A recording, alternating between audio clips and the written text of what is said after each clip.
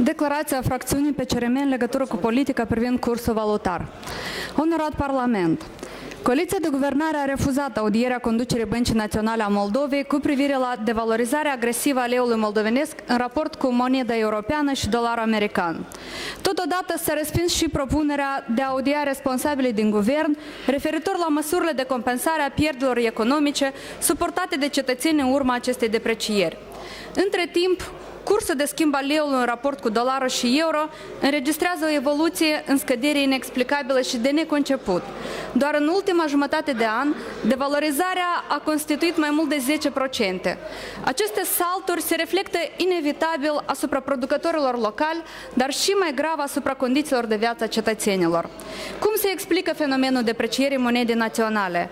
Guvernul raportează fastuos despre creșterea nemaipomenită a economiei, inclusiv a exportului. Până nu de mult s-a înregistrat și o stabilitate relativă a volumului de remitențe. În asemenea condiții, leul urma să se aprecieze, să se întărească, o știe orice student. La noi însă se întâmplă invers.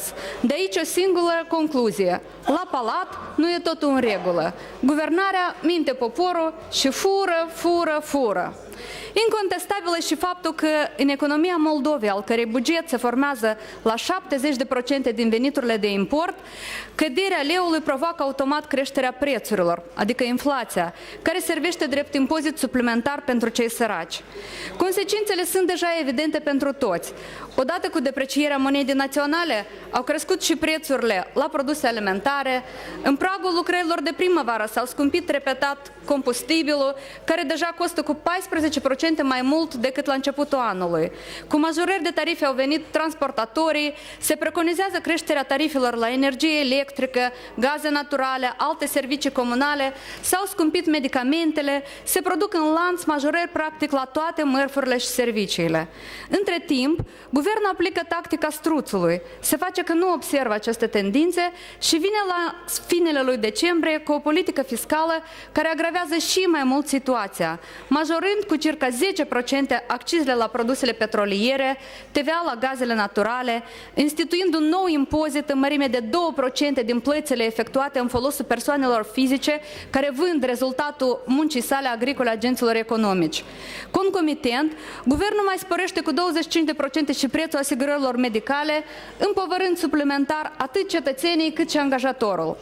Veniturile reale din salariul ale populației se micșorează, dar și numărul angajaților este în descreștere. În anul 2008, 43% din populația activă era ocupată, iar la finele anului trecut, doar 38,7%. În aceste condiții, tot mai mulți cetățeni necesită susținere din partea statului, iar guvernul, în schimb, sporește povara administrativă și fiscală, combinând-o cu creșterea prețurilor. Rapoartele guvernamentale optimiste și statisticile trucate nu mai pot minți însă oamenii, care simt zi de zi, pe propria piele, situația reală deplorabilă. Au ieșit în stradă să protesteze până și mamele cu pruncii în brață și femeile însărcinate. Opriți-vă, domnilor guvernanți! Laudele și aprecierile false ale unor birocrați străini nu vor îndreptăți incompetența și vina voastră în fața propriilor cetățeni. Dacă nu sunteți capabili și nu știți ce trebuie să faceți în asemenea situații, atunci cel puțin luați în calcul propunerile venite din partea opoziției. Noi optăm pentru ceea ce dumneavoastră sunteți obligați să întreprindeți în favoarea cetățenilor pentru a le îmbunătăți viața. Fracțiunea noastră propune implementarea de urgență a următoarelor măsuri de ordin economic și social. Utilizarea adecvată a rezervelor valutare ale Băncii Naționale ale Moldovei pentru stoparea avalanșei deprecierii leului moldovenesc. Indexarea trimestrială, începând cu trimestrul 2 al anului, cu câte 10% a salariului tarifar pentru categoria 1 de salarizare, respectiv indexarea corespunzătoare a tuturor salariilor din sectorul public și bugetar. Operarea imediată a majorărilor salariale planificate pentru angajații din sectorul public din sănătate, pornind de la baza salarială indexată. Majorarea cu 50% a salariilor angajaților din sistemul de educație pentru a atinge nivelul salariului mediu pe economie. Excluderea restricției de 1.300 de lei pentru stabilirea suportului financiar de stat beneficiarilor de pensii, majorarea de 2 ori acestui supliment și inserarea lui în pensie. Indexarea pensiilor prevăzută la 1 aprilie să fie făcută cu minimum 20%.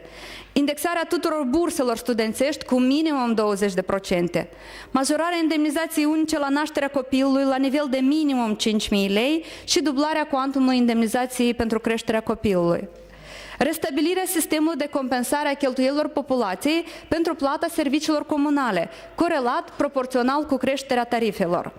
În scopul reducerii prețurilor la medicamente, implementarea, începând cu trimestrul 2, a unui nou mecanism de formare a prețurilor la produse farmaceutice prin stabilirea diferențiată a audaosului comercial în dependență de prețul de achiziție.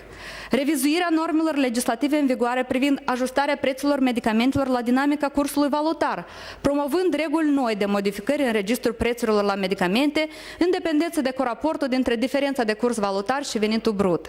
Finanțarea în mărime deplină și necesară a fondului de medicamente compensate, eliminarea restricțiilor de ordin financiar la prescrierea medicamentelor compensate, suplinirea fondului de subvenționare în agricultură cu 50% pentru acoperirea creșterii prețurilor la combustibil, revizuirea urgentă în politica fiscală pentru anul curent a măsurilor legate de impunerea cu accize a produselor petroliere, reducerea până la 5% a TVA la gaze naturale, abrogarea impozitului de 2% din plățile efectuate în folosul persoanelor fizice care vând rezultatele muncii sale agricole agenților economici, echivalarea impunerii cu TVA a producției de fitotehnie și zootehnie în regim național intern și de export.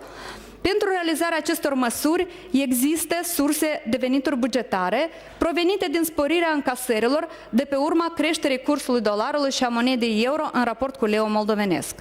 Onorat Parlament, acesta este un pachet minimal de măsuri necesare care vin să amelioreze situația dramatică în care s-au pomenit cetățenii noștri. Guvernul este obligat să intervină în asemenea situații pentru a proteja cetățenii de penuria provocată de creșterea prețurilor, de manipulările și speculațiile pe piața valutară. Dacă ținem minte promisiunile făcute, dacă ținem la țara noastră, la poporul nostru, noi, deputații din Parlamentul Republicii Moldova, indiferent de culoare și viziuni politice, suntem datori să cerem guvernului punerea în practică a acestor măsuri pentru ca împreună să stopăm declinul economico-social în care ne-am pomenit. În cazul când guvernul nu își asumă responsabilitatea, acestuia urmează să-i se retragă încrederea oferită. Vă mulțumesc!